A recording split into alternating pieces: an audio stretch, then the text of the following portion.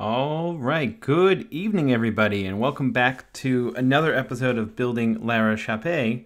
For those of you who might be new, or that's your first time watching the live stream version of this, welcome. We're super excited to have you. And what we're doing here is we are building a online shop using Laravel, Laravel Nova, Tailwind CSS. We might use some Vue.js, and we're primarily doing this all with TDD, or test-driven development. And so we have been working over the last 2 weeks to build out all the items here on our to-do list that we've crossed off.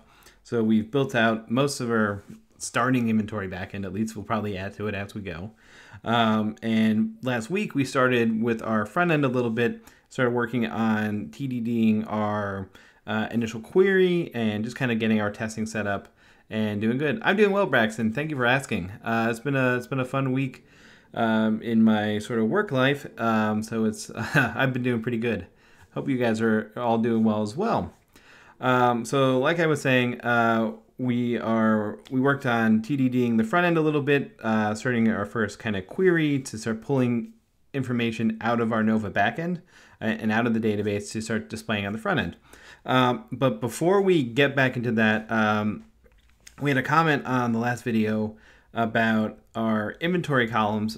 We had set them up as floats, and it was brought to my attention that we really want to be doing that as an integer value because of rounding issues. So I want to do a little bit of a refactor today to get the ball rolling. We will be converting our cost column from a float to an integer. So instead of having it in like dollars and cents, we'll just have everything in cents. And then from there, we'll get back into the TDD development that we were doing for our front end. So all right, let's get the ball rolling. And this is kind of where we left off last week. So what we're going to need to do is hop into our inventories table already. Alrighty. And what we're going to do is just make these both integers like this. And I don't think we have to worry about that. We won't worry about this either. Great. And then if we go to our factory, so for a $10 price, that would be 1,000 cents. And for a $1 cost, that would just be 100 cents. And that's a little confusing. I'm actually going to leave a comment for myself here when I come back to it. It doesn't map directly to our probably mental model or understanding of typically how we do this, but it is a sort of best practice here in terms of dealing with currency, so you don't have rounding issues where you have a multiplication or addition operation, and then all of a sudden you're giving somebody the wrong price or something doesn't add up in their cart. So we definitely want to make sure we're doing that correctly. So I think we also have to go into the product model because we were doing, I think we were casting, I'm sorry, the inventory model. I hope I did the right. Yeah, that's right. Okay. We've got too many tabs going on here. Get out of the web. We saw the inventory factory. We can get out of here for a second. Okay. So here, yeah, we were doing some casts. So I think we can just make these integers instead.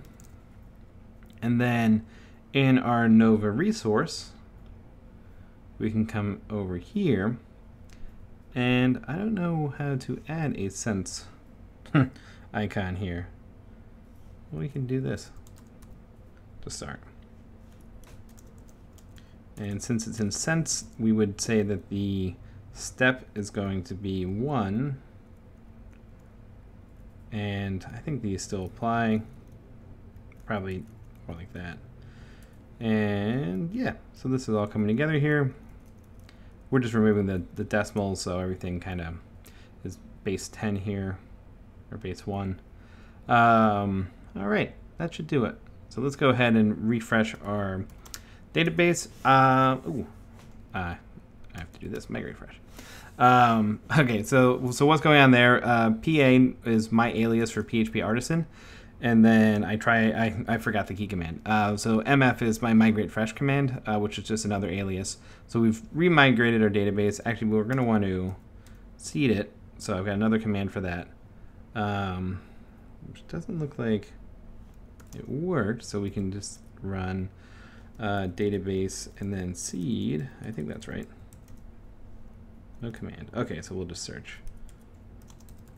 got all these aliases, and I have not used them in a second. DB seed. Okay, close enough. So DB seed. Okay, we should be good. Do we have any seeders? Maybe we have my factories, but we don't have a seeder yet. Oh, that's the issue. It actually wouldn't be the worst thing in the world to get set up, because right now, every time we're blowing out the database, we're kind of needing to reset everything up. So a seeder wouldn't be the worst thing in the world to set up right now. So let's go ahead and do that. So we're going to make a seeder, and we'll call it the user seeder to start. We'll start with our users. And if you're not familiar with what seeders do, you can use them in conjunction either with some hard-coded values or with your factories to pre-populate the database with data. So that way when you are going around and doing your testing or you're continuing to build features, you can continue to blow out the database, change things, and then come back to a point or a realistic point in your application and can continue developing. So we've got our user seeder, user table seeder. We don't have to worry about that. That's their convention. It's up to you. I'm not gonna tell you to do it one way or the other. All right. I'm not sure why that's not importing though. We'll try that. See how that goes for us. Okay. So in here, we can just kind of say factory, and we'll just say user class. I need 2 colons there, and then we'll run create. And let's see here. We'll import that class, and we want to make sure it's the model and not our resource, which is a little annoying when working with Nova, but that's kind of par for the course here. I guess we could name it something else. And I want to look at our user factory and just make sure that our email is coming through. So this will generate a fake user for us. I want to make it a something that I know to log into. So I'm going to pass through a kind of hard-coded email here.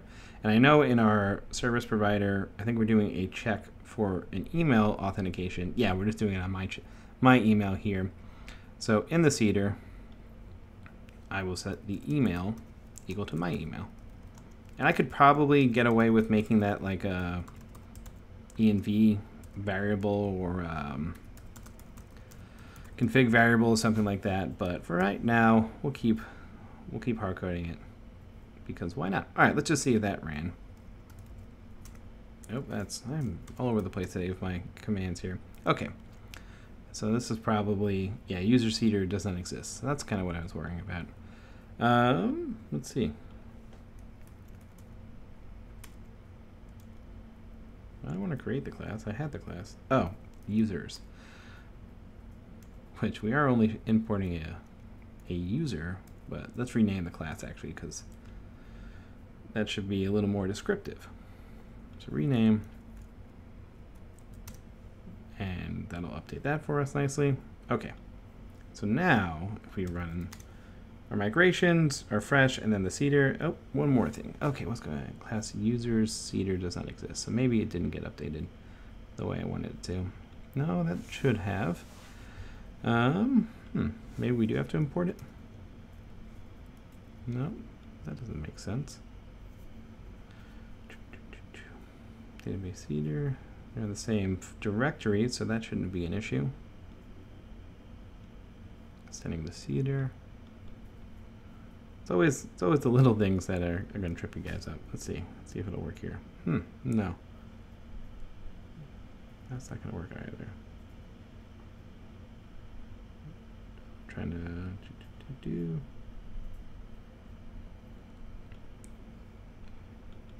We obviously have user seeder here. All right, I'm going to rename it to what they had originally, because sometimes that's what needs to happen.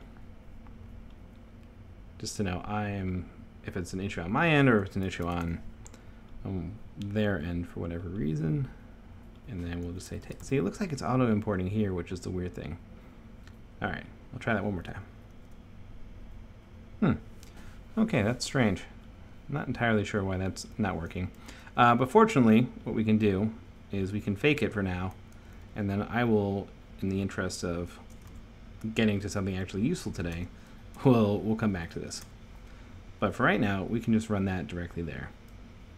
And now if we run it, we should definitely get this working nicely for us. Okay, cool. So we should see in our database, we'll open up SQL Pro here. We go to users. Yeah, we see I've not my real name, but that's okay. And we've got a user in here, and that looks great. So now we can go ahead and new up a product. And I actually think we can just get away with newing up an inventory because, yeah, we're creating a product already in here. So we can just call inventory factory and then kind of run from there. So factory, and we'll just call it inventory class. All right. And I might pass it a name just because I want to know what we're working on. That would be in the product. That's probably fine. Yeah, we'll run with this and see how we do. Great. So now we should have kind of our database populated. So we're going to have our user in there. We're going to have an inventory item, and then we're going to have a product, which will be a sock. It's got a heck of a name, but that'll work for us for right now. Great. And now, just to make sure everything is still working, I'm going to go ahead and run our test suite, and PU is my funny alias for PHP unit. Looks like our basic test is failing, and I think that's because we've kind of changed the default behavior for that test. So that was the example test. Yeah, so we're not, so in our product test now, we're pre-populating the database and pre-filling it with some additional information. And so I think because that's missing, the example test is starting to fail. But we don't really need the example test anymore anyway. It's kind of, we're doing things slightly differently anyway. So we can go ahead and delete that guy. And we should be good to go. And we're passing. And we had the other example test in there. I'll just leave that for now because we don't have a unit test. Great. Okay, so last time, this is kind of where we were at. And let me think here. I think our sense should be working just fine. So if we go to Nova, log into our Nova backend here, and I think the password is this. Yeah, awesome. So we can come in here, our users, we can see that we've got ourselves populated. Products. Oh, the way this avatar works, I don't know if I've ever talked about this, is that it's pulling from Gravatar. And I've got that set up based on my email, so that's how it's pulling a picture for me. If your users don't have that, you can either disable that or you can manually set that up. We'll probably deal with images a little bit later.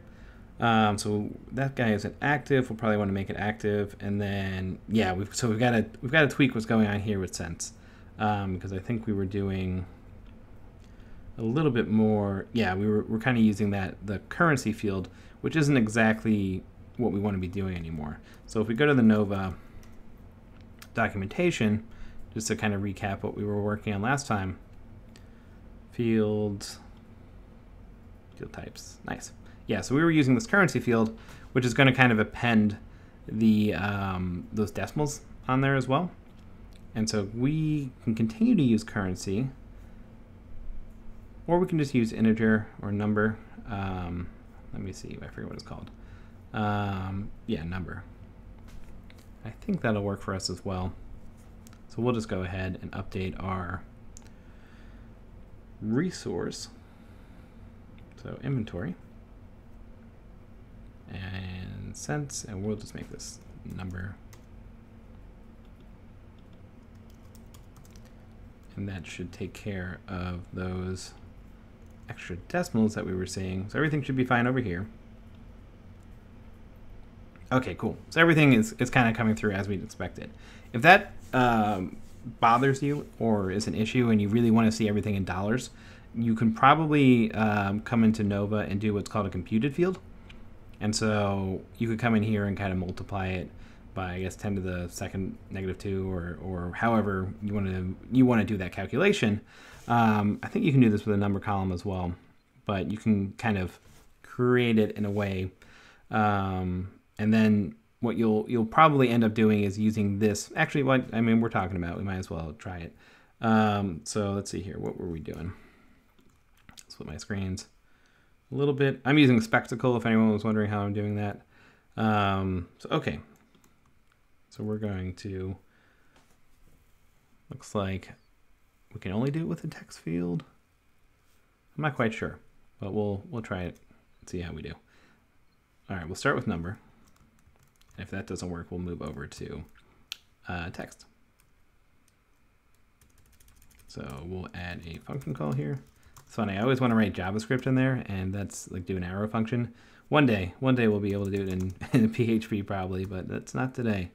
Okay, and so we reference this, which is the context, which is the actual, the underlying model. And what were we using here? So price. And how are we going to do this here? So we want to take it over to decimal points, and it's been a long day for me. So I am blanking on the math here because it's just tough. I think we can raise it to the, I forget how, so I would like to do something like this, but actually I don't know if that's right. I read a lot of documentation on this over the weekend, and so I remember seeing somebody talking about that, but for some reason, I think we just multiply it by, gosh, very embarrassed. I'm forgetting how to do very basic math here. So we'll just do it in the browser. I can see it really fast. So we'll just divide. And if you guys know the answer and want to save me the embarrassment here, that would be awesome. I guess we're just doing cents to dollars. I could spell too. It's a rough day for me. Yes, dollars are 100 cents equals a dollar. I guess we just divide by 100 then, right?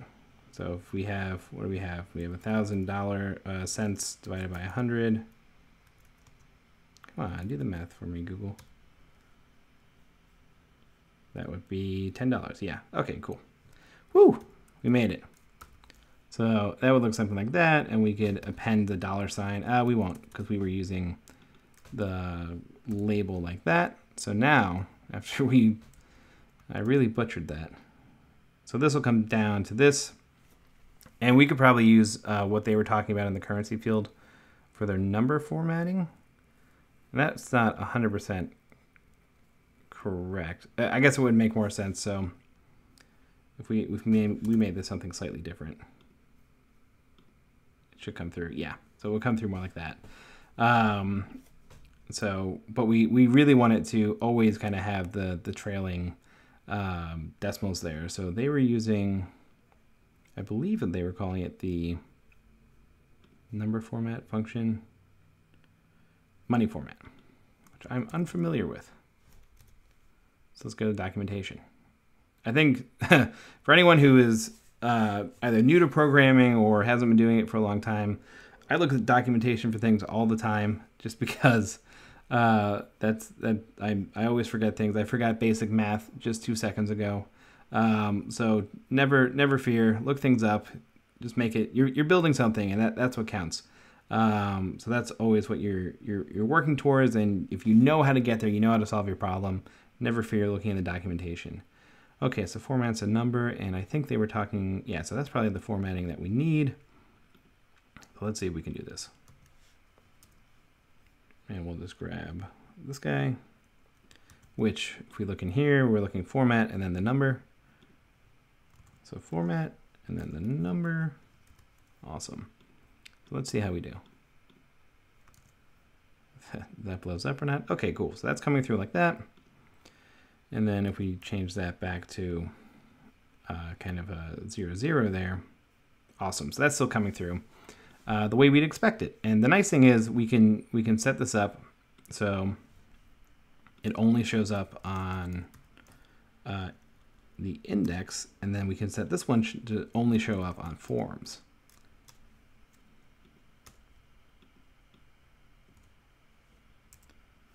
Nice. So now we can see everything in dollars here, but then when we go into edit it, it's in cents. And so at a high level, you can kind of use your current mental model and understanding of how things should be working. I guess we're not showing it here, but we can fix that. But anyway, like I was saying, it kind of, except on forms is what I want. It kind of fits your mental model, your understanding of how things should be working. So, okay, so now we did that for price. We'll do it for cost just because we're keeping things consistent. I don't know why that got funky. All right, so we'll say cost. And we'll just do cost like that. Alrighty. And then this guy, we will also say only on forms. So yeah, so I mean, that took us, if I could do the math right, that would have been fairly quick. So, okay, good. We're back to dollars here. And now if we look here, we'll see it in dollars. And if we go into edit, then it's in cents. That's what we were expecting in our database. And now we can really do all this mathematical operations. But that took, what, maybe 5 minutes of time to customize Nova to be able to do that. So you can really see how powerful those computed fields can be for us. Alrighty. So now that we can go back to our to-do list here, and we've taken care of our refactor, so we can cross that off. We actually did a lot there. We kind of set up seeding for ourselves, and now we can go back to the front end. And this is fun. I'm hoping we can do a little bit of Tailwind today, but we'll see if we get to it. See how far we get. I actually think we were mostly done with that test last time. So let's go back to that, and let me exit out of a few of these guys here. And tests are, I mean, I like them. They're good. They're also kind of our documentation here, so they'll definitely refresh our memory a little bit about what we were talking about. And I think when we were leaving off last time, I think we were kind of discussing about whether or not you could make this into multiple tests. You could make it into one big test with a couple assertions. I'm kind of asserting that we are getting the correct view, but we're also getting the data that we're expecting. And so there are pros and cons to breaking that up into having it in one. For right now, I think we can have it in one test. I'm not too worried about really making this very specific and unique. If this project was to grow a lot, which it could, definitely something I'd be interested in doing. So we've got our available scope, which, to remind ourselves, that was looking at all the active, coming soon, and sold out products, and not any that are inactive or archived. So that kind of takes care of that for us. And where were we here? So we got our controller, and that's coming back on the blade. So if we go to our, and actually this is inactive, I think I remember. Yes. So we're going to want to tweak this guy. And look at that. We're just coming right into Nova, setting it as active, just like that. We can see the inventories associated with it. It's got a little bit of a review from last time, but just like that, we were able to edit that. 2 seconds, we're done. Okay, so now we're back to our front page, and that's just the default welcome view, which I think is fine for now. Again, we could tweak that if needed, but right now we're doing okay with it. Great.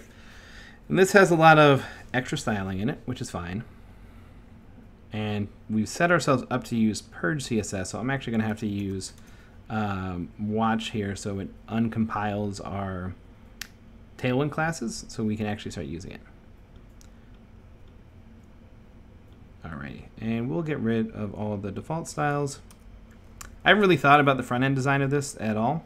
So if you guys have an idea or a design direction, or you want me to use a certain kind of font, or you want to see a certain design technique, I'm happy to do that.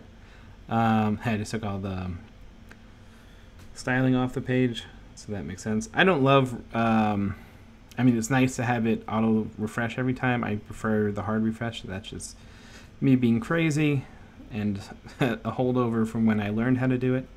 And let's see here. They're using Nunito. I like Nunito as a font, so we can kind of stick with that, and we'll just add it to our Tailwind configuration real fast. All right, fonts. And so for those of you who are unfamiliar with Tailwind, Tailwind is a utility-first CSS framework developed by Adam Wathan and some other folks in the larger Laravel community. And it's really been a phenomenal approach, I think, to writing your CSS. And so the way it works is there's a Tailwind.js config file in sort of the root of your project folder, and that's all written in JavaScript. So you can kind of come in here and leverage the full power of JavaScript to pre-generate classes for yourselves that you can then go ahead and use in your project.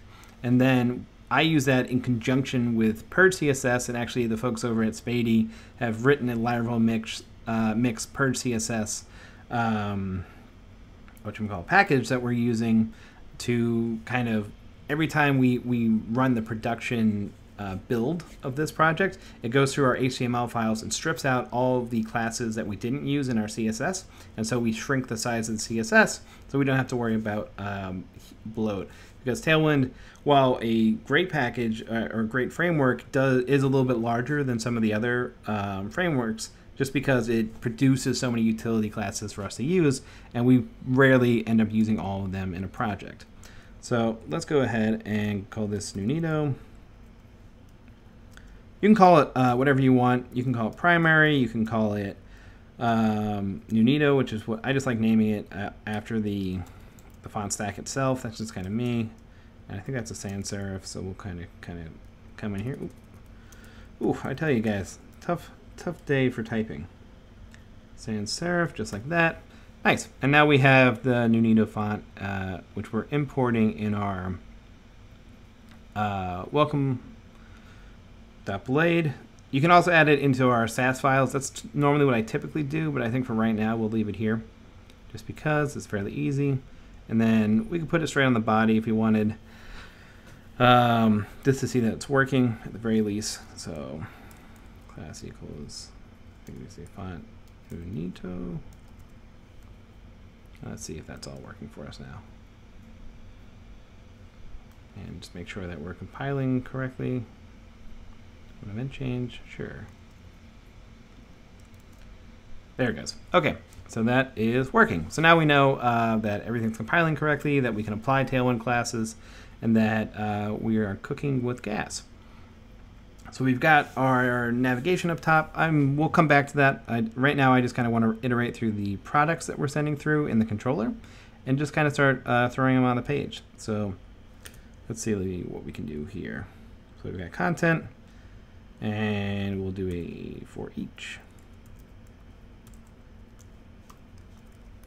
So we'll say product.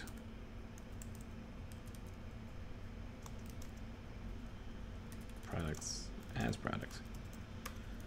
Good job. All right, and for each. Sorry, I've not written code in the last 2 weeks except for these live streams, so my muscle memory is starting to fail me, unfortunately. So I need to practice a little more on the weekends here.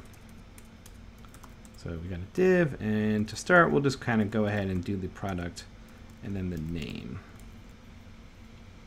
And we should, I guess we'll make those like an H1.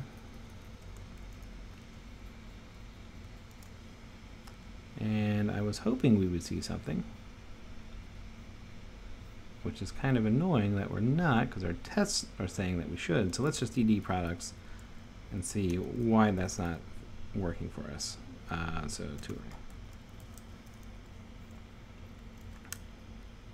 could just be my browser instance. Okay. It's probably there's a caching issue, so I might go back to localhost. Oh, I'm probably calling the wrong attribute.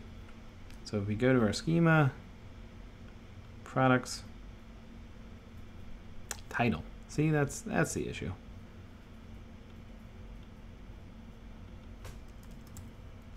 I wonder if we should rename that field now. Okay, there it is. So just like that, we've kind of got our products all set up on the page.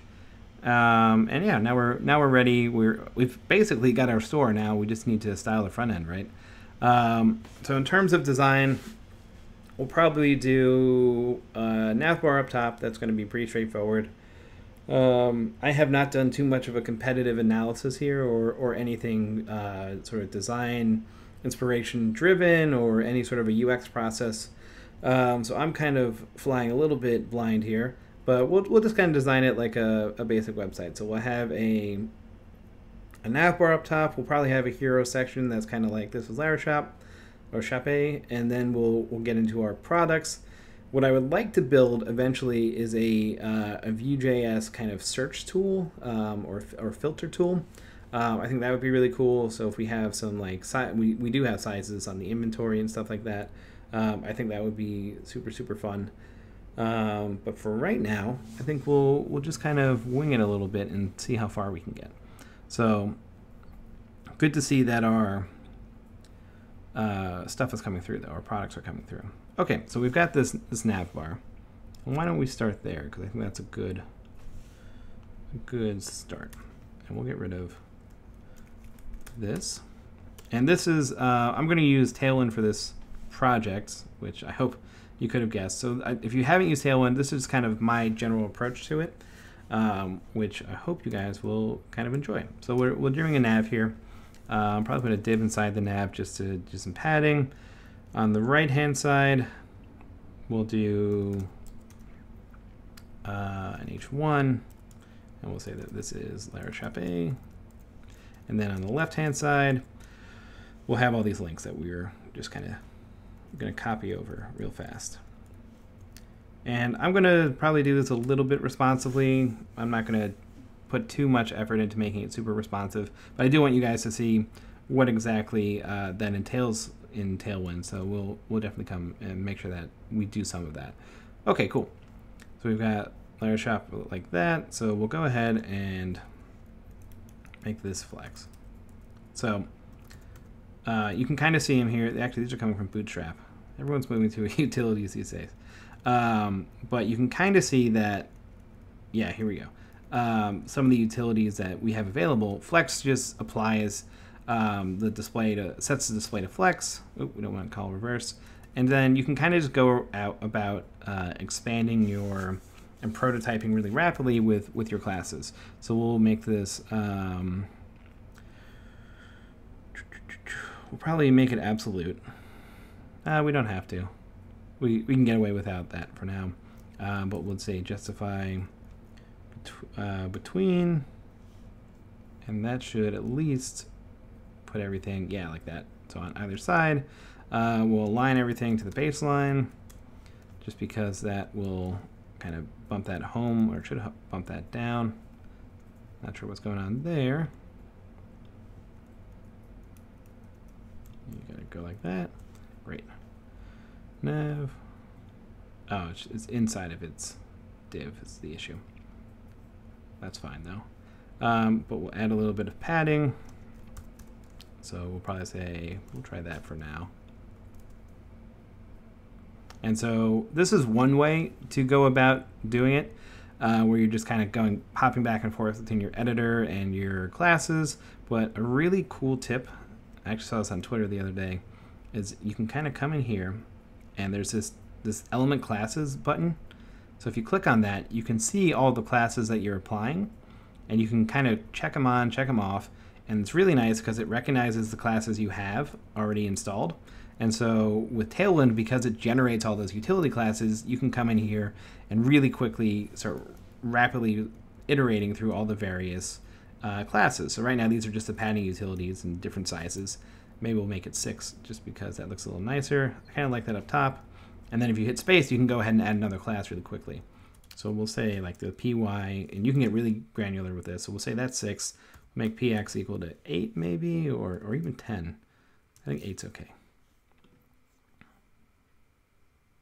Oh, not 18. Nice. And then you kind of just copy those guys, bring it back over to your HTML, and you're good to go. Just like that. And so a lot of folks, I guess the big complaint against Tailwind for those of you who aren't super familiar with it is that people don't love looking at all of these classes on HTML elements. And I don't blame them. It's a little hard to grok if it gets super long. And then there's also that kind of separation of concerns, sort of anxiety that everybody has as well. I really like it because I can look at a HTML element and be like, I know exactly how that's being styled at any given point in time. I know it's Flex. I know it's justified between. It doesn't have like a nav class, and then I've got to go digging into the code to really understand what exactly is going on. So I really like this approach, especially like in a situation like this where we're rapidly prototyping through something, and it's too early for me to begin abstracting everything to our SAS files and making them these like really set in stone kind of classes. So eventually I would definitely go ahead and make a nav class and have that sort of more of a BEM style or something like that. But for right now, we're really kind of just winging this and doing it very quickly. And I think it makes a lot of sense for us, or at least this kind of workflow. So that's kind of where my head's at on this. Let's see if we can't change where this guy is. So we could call that flex and align baseline. I don't know why that guy is floating up like that.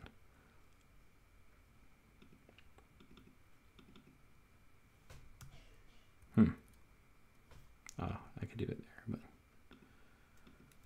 so that didn't do anything. I mean, we could do it. Oh, maybe this has to be block. That didn't seem to do anything.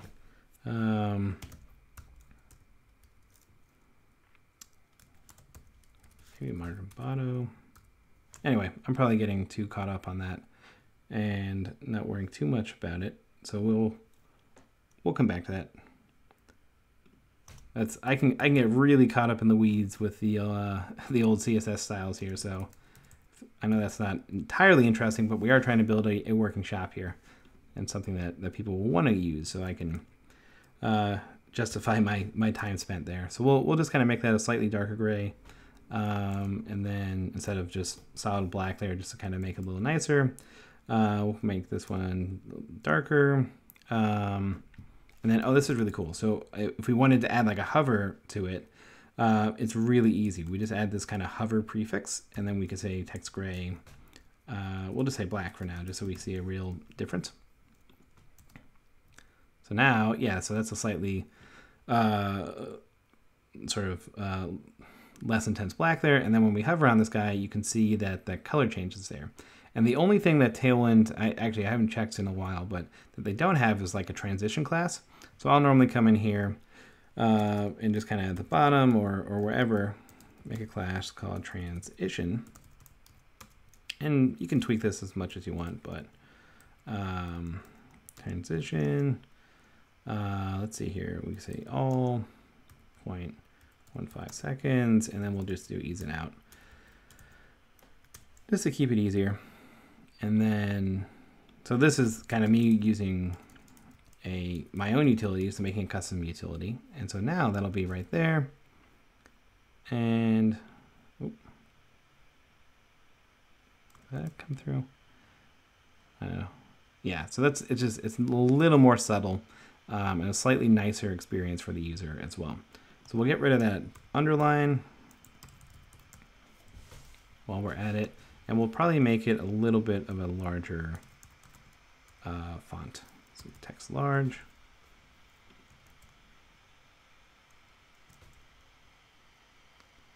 Hey, Luis, very nice to see you. Or see you in the chat, rather. Thank you for signing on here and watching. And let's, I haven't decided if La Rechappée should be 1 or 2 words. I guess we'll leave it as 1 for now. I'm kind of the domains 2. But I think that works for us. And so, yeah, just that works for me. And I guess we can add a hero section of sorts. So let's do an H1. Welcome to the best online store for Laravel swag. We'll start with that. We'll see. Well, this UVP can or unique value proposition could change. We're pseudo doing a mobile first approach here, mainly because I'm limited for screen space here. So let's see. We'll go ahead and make that centered.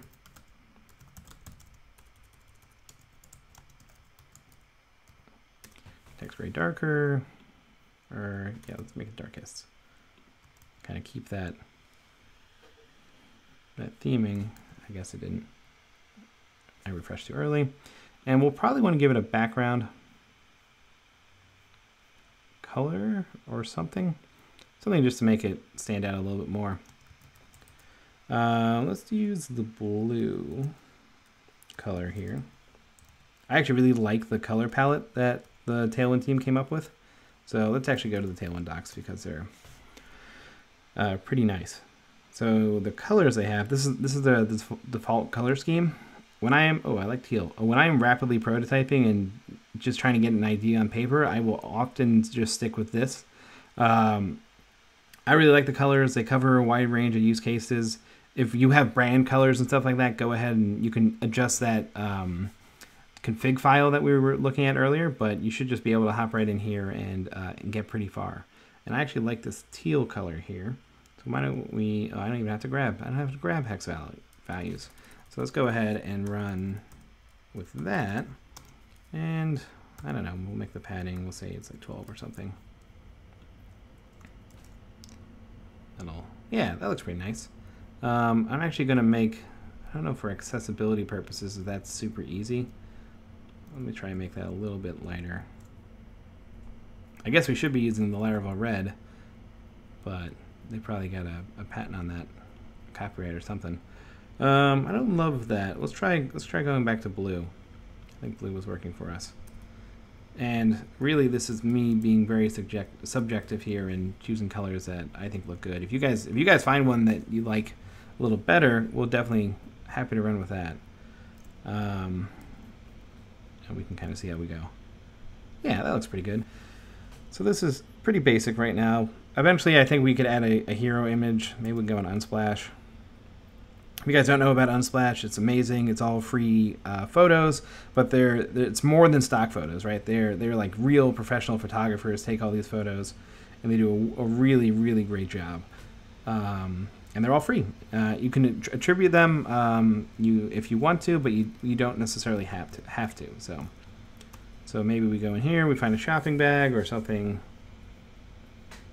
Laravel related. That one would work. I don't know. I like using, I guess, non-traditional stock imagery. So I really like Unsplash, and that one's kind of nice. Oh, I like that one. Oh. I looked at the clothes before I looked at the saying there. That one's kind of cool. Let's go ahead. Let's download that. Why not?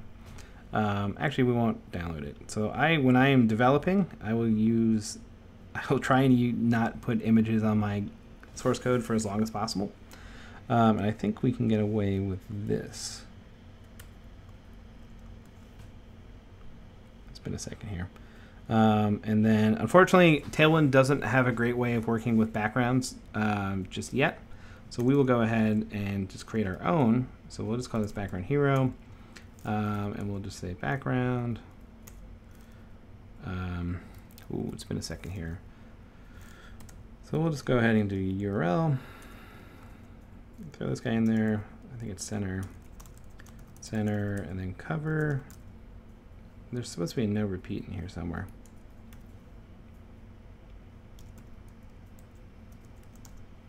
Let's try that. See how far we can get with that.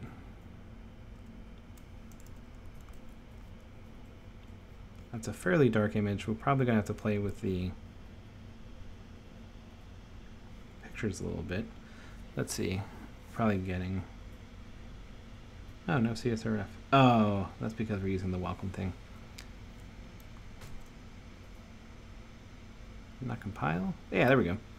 Yeah, so that's not too bad. We'll go ahead and make that just screen height for now, so we don't have to worry about...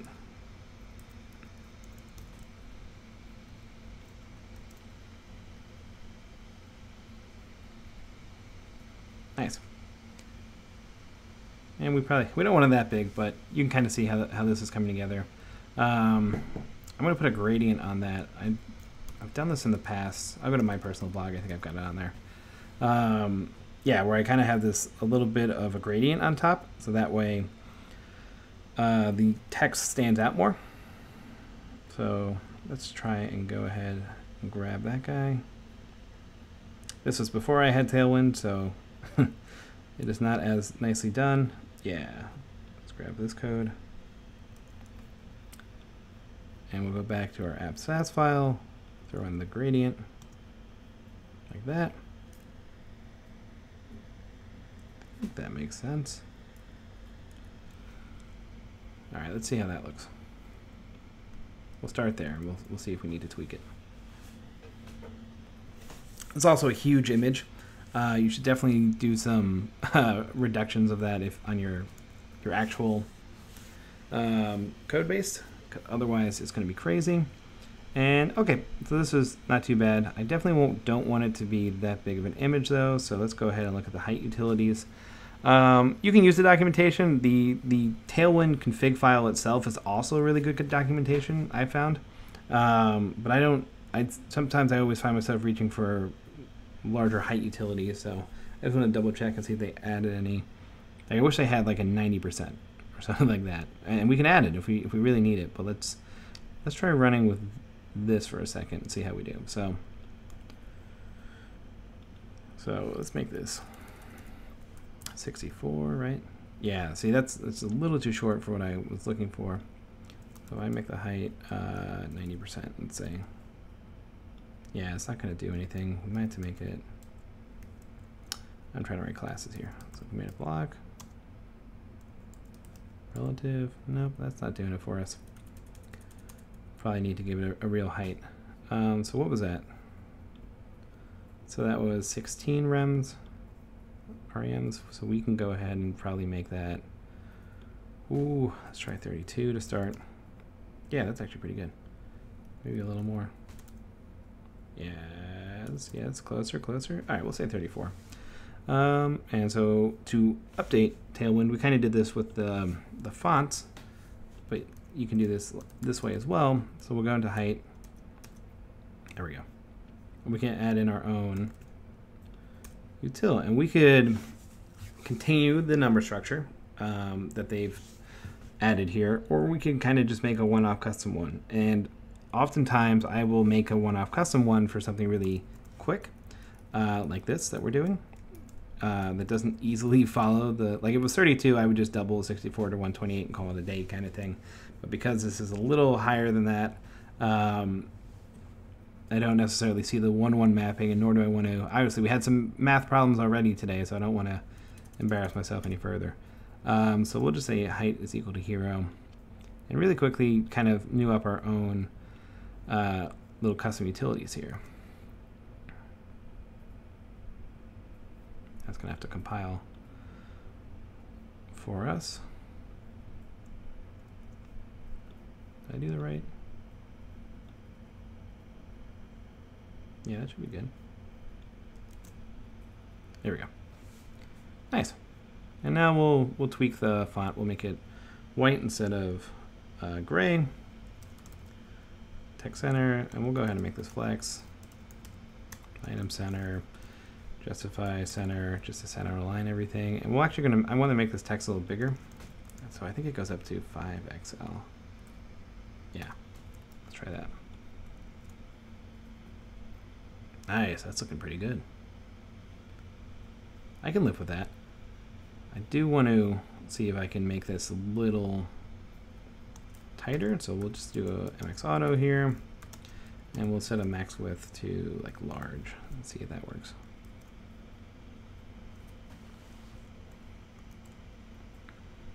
Moving too fast. Maybe? That could just be me. I'm not picking a good max width here. Oh, because I wrote the utility wrong. Yeah, that's looking a lot better. And then we'll also make the leading normal like that.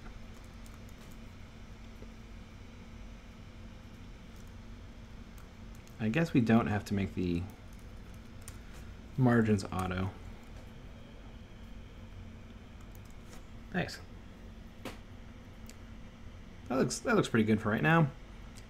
And so, okay, so this is a really good example of where the responsive utilities are going to be super helpful for us.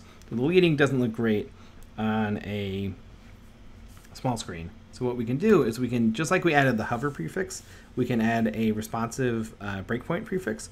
So they've got small, they've got medium, large, I think extra large as well. Them actually, I mean, we can look. We've got the documentation right here. So where are we? Responsive design. Yeah, so they've got small, medium, large, and extra large.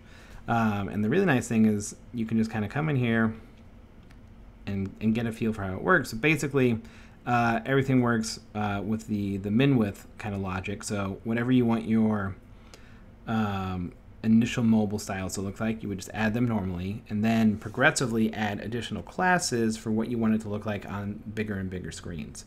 So on small, you want it to be green. On medium, you want blue. And in our case, what we want is for it to have a tighter line height on mobile, which if we look now, it does. And we probably want it to be a smaller text as well. So we'll say that on mobile, we want the text to be 3XL, and then medium, it can bump up to 5XL. And we can be pretty happy with that. Nice. So that looks pretty good to me. Maybe we'll add a slight touch of margin just so it doesn't touch the edges on mobile. Maybe we need to add a slightly, I don't know, it's a little too close for my taste. Let's see if we can bump it. But I also don't want it to wrap like that. I almost have to go up to 12 or something. Yeah, I don't love that either. So we'll just leave it as is. Trade-offs. It's all about trade-offs in the fun world of design. I wonder if leading tight actually would work better. What am I looking at here?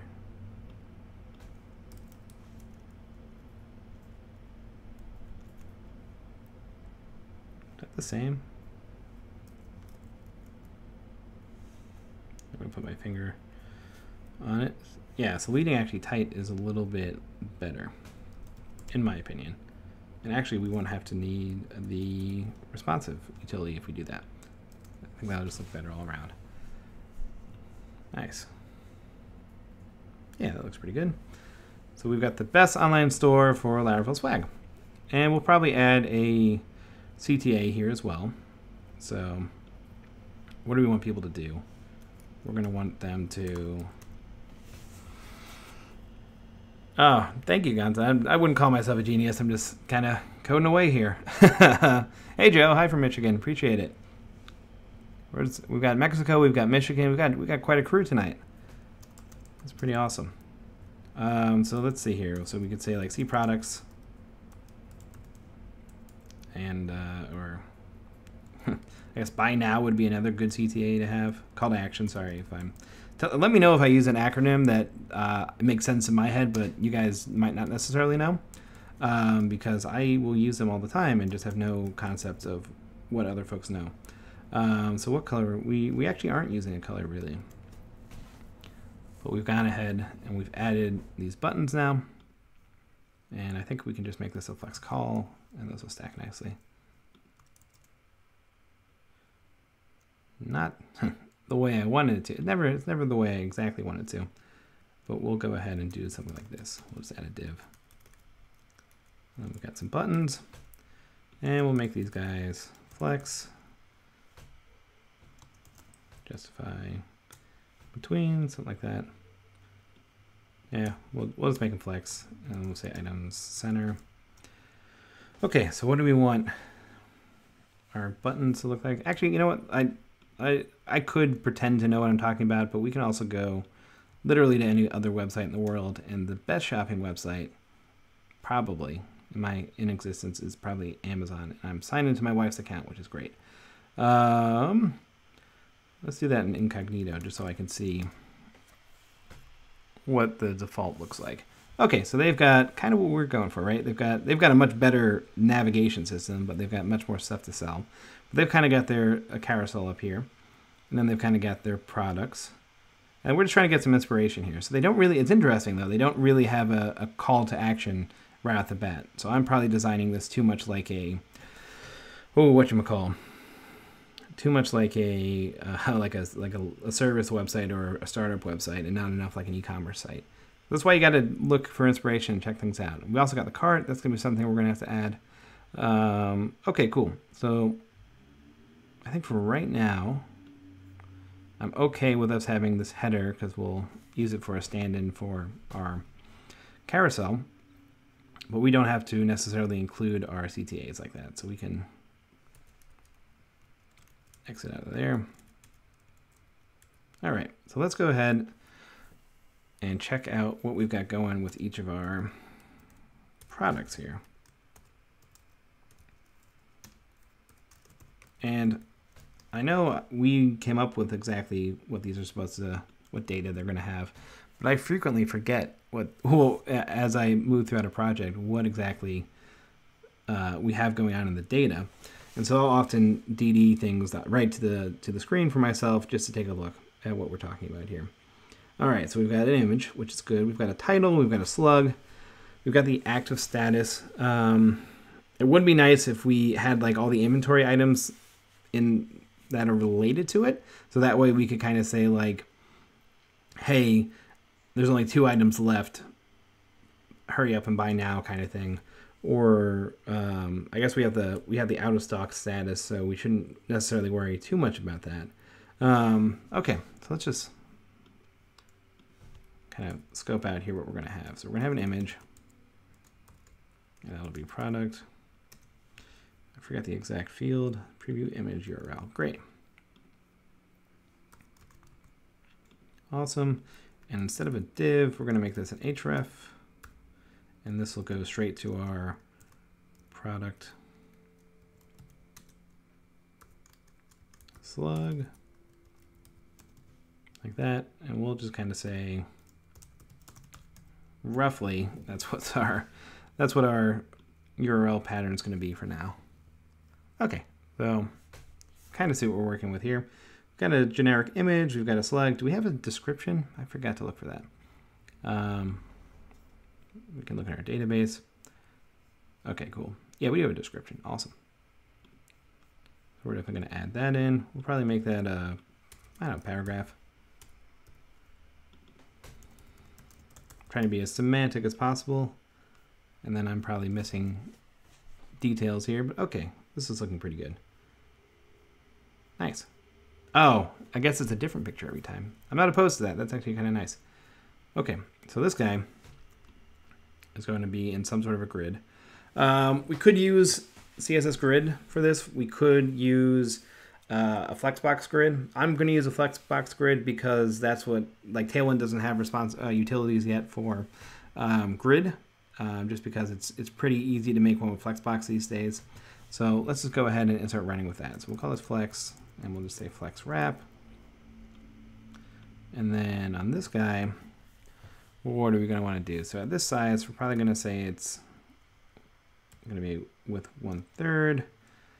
And then we'll do like a negative margin X of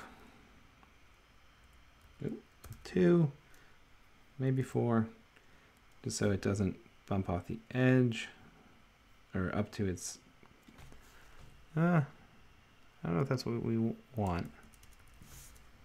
Here's what we can do though. So we're going to copy this guy. We'll recreate it. It's not worth copying. So Flex Wrap. Then we've got all these guys. We'll put them in a div.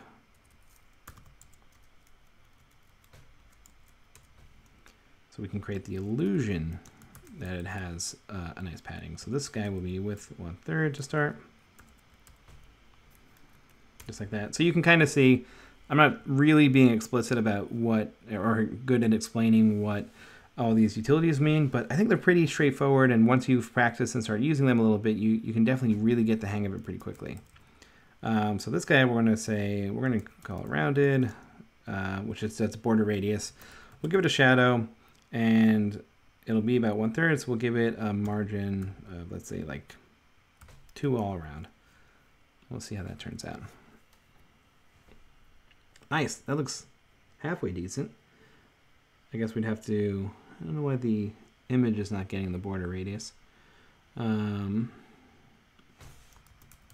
If we make it block.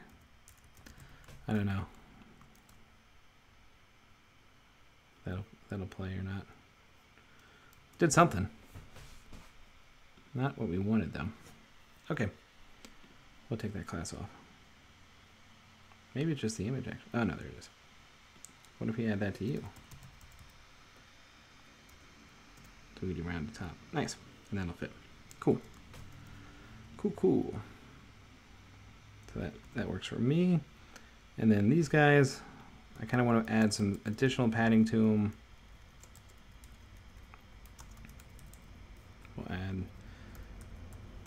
2 just to kind of add some separation. Nice. We're probably going to want a little more than that, so we'll probably do, on the sides we'll do, actually we'll try doing 4 all around to see how far we get with that. Nice. Alright, that's not terrible, but we'll bump it up one more. And then on this guy, we'll just add a class equal to margin bottom. We'll set that to 3. We'll change the color a little bit. Gray darkest. Oop. We'll take away the underline. Class is equal to text gray dark. And we'll also take away the underline. Nope. No underline. Great. Definitely said no underline. We might have to put that directly on the A tag itself. Let's see. Yeah, that's the issue. Nice. We're starting to get a little shop here together. Kind of coming along pretty nice. Okay, so no underline here. Just like that. And then we'll add a max width to this whole div here. And yeah, we'll say 2XL. Something like that. That was too big. What do we use up top? We use the max width of large. That one is slightly bigger than that. We'll just call the MX Auto here, so it stays center aligned. Not sure why all of a sudden this guy is... Oh, there's something going on here. Did I not close the tag? No, I've got the... Oh, okay, so there's something here that's weird.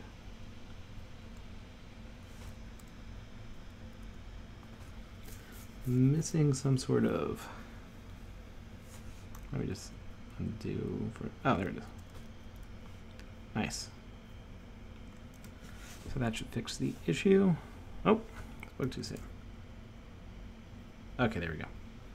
So that's kind of in a little bit more. And we'll say like the margin top and bottom, we'll make that 8 just so there's a little bit more white space. Things look a little nicer. Cool. That looks like a product to me. That's probably a little too tight though. Make it 2XL. Nice. And then I always like to include some sort of a call to action on a card like this, just because otherwise it's not a really great affordance that it's clickable. So I will definitely go ahead and add a button here or a link. I actually will add a fake link. So the whole thing is a link. So this whole card is a link. If you can't add a link inside of a link. It's not supported in the HTML spec. So, and I've tried to do that too many times, and now I know. So what I'll do is I'll kind of fake a link. So I might just add another paragraph tag here, and we'll use blue just because I think it looks nice, and it's also consistent with people's mental models. So making up my rationale on the fly, which is fine. So we'll just say C product. And we'll do a margin bottom 2 there.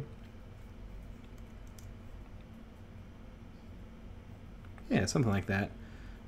Maybe we'll go ahead and put that over on the other side.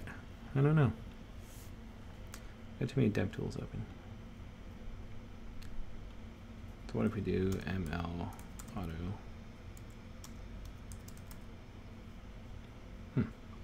That was Flex, that would work. I've been using Flexbox too much. I forgot how to do my old school styling maneuvers. But I think that's okay. We'll go ahead and make it bold though, just so it stands out a little bit more. Yeah, I think that's fine. We'll actually get rid of that little caret. And then, oh, we're already over time. Gosh, having so much fun. I lost track of time. So we've got this guy now. And if we click on it, we'll go to our slug. Right now we got the 404, but that's fine. So that's working pretty nicely. We'll probably add some sort of a title here. So we can add that here. Let's say H2, our products.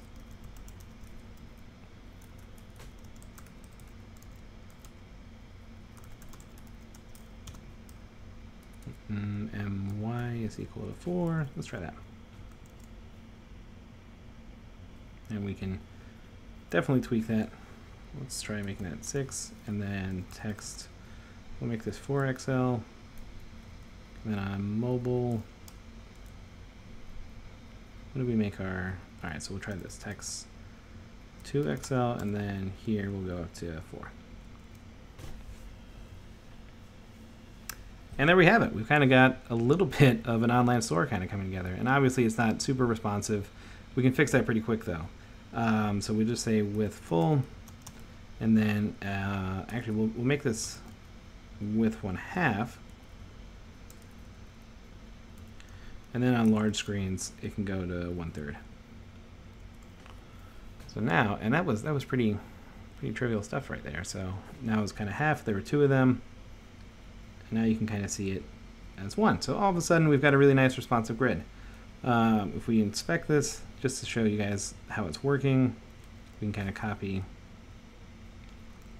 everything in here. And this is actually nice because it'll, oh, that was not where I needed it. This will reinforce our spacing. So we're probably going to want a little bit more margin everywhere. But for the most part, that looks pretty good to me. So we'll go down to 2, and then we'll go down to 1, just like that. And yeah, so pretty simply in about, I guess we did this in an hour, we've got ourselves a little nice front end for our shop.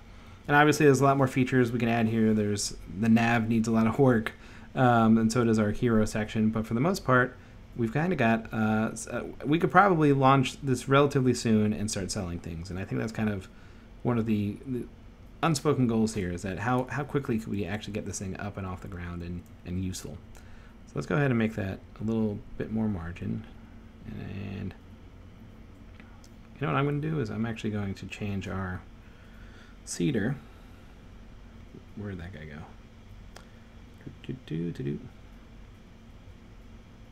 That's under database.